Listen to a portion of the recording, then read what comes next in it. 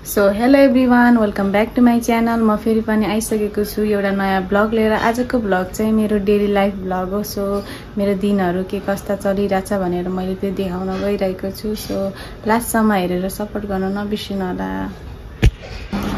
साथीहरू, म चाहिँ भर्खरै उठेको छु। अब म फ्रेस हुन गएको छु। सो फ्रेस भएर आएर म भिडियो कन्टिन्यू गर्छु।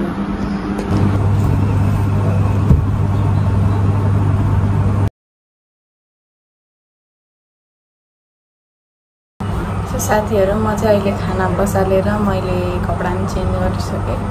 सो साथीहरू, म खाना बसालेर अब यहाँ रेडी हुन लागेको छु कलेज जानको लागि। सो अब रेडी हुनु। सो रेडी भएको पनि देखाइदिउँ न भनेर अलिअलि रेडी भएर त जानु पर्यो। रेडी भइसकेको छु।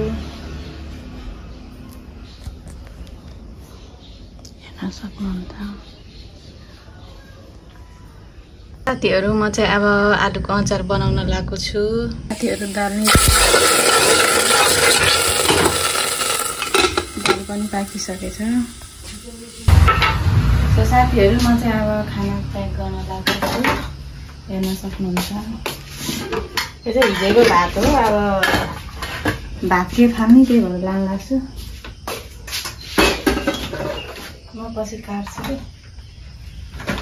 अलि साइड लाग्नु हाल्दैछु।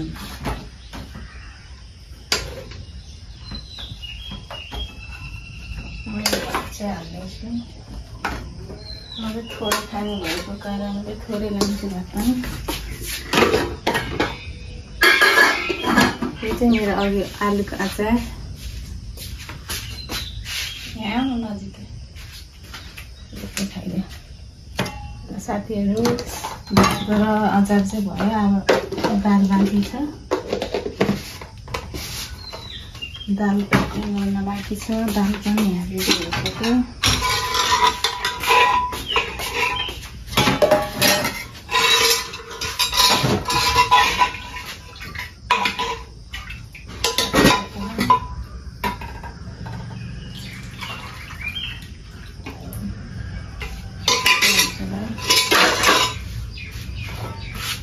सो साथीहरू, म चाहिँ रेडी भइसकेको छु। अब म चाहिँ जान लागेको कलेज। मेरो स्कुटी पनि रेडी भइसकेछ जानको लागि। साथीहरू, म चाहिँ अहिले कलेज पुगिसकेको छु। हेर्न सक्नुहुन्छ। सो साथीहरू, अहिले चाहिँ हाम्रो यहाँ क्लास चलिरहेको छ। सबैजना आउनुहुन्छ। यो चाहिँ मेरो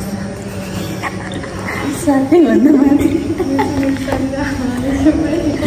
सो साथीहरू, म चाहिँ अब खाना खान लागेको छु। यहाँ हेर्न सक्नुहुन्छ मेरो भात, दाल, अचार। अब त्यसपछि अब खाना खाएर म चाहिँ अफिस जान्छु। यस्तै छ जिन्दगी साथीहरू है। सो साथीहरू, म चाहिँ अहिले अफिस पुगिसकेको छु। हेर्न सक्नुहुन्छ।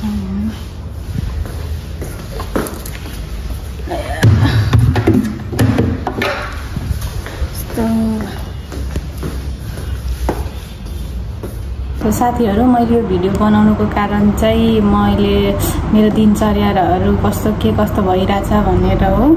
सो अनि मैले के कारणले ब्लगहरू बनाउँदिनँ अहिले। काम पनि हुन्छ अनि पढाइ पनि हुन्छ। अनि कहाँ जाने त, अनि कहिलेकाहीँ घुम्न गएको बेला चाहिँ बनाउँछु, बुझ्नुहोस्। अरू बेला चाहिँ टाइम हुँदैन। सो त्यही कारणले मैले रेगुलर ब्लग चाहिँ बनाउँदिनँ। म चाहिँ अहिले घर आइसकेको छु काम भ्याएर। अब खानासाना बनाउँछु, होमवर्क गर्छु। अनि है यही हो मेरो आजको दिनभरिको है ब्लग। सो साथीहरू, नेक्स्ट ब्लगमा भेटौँला है।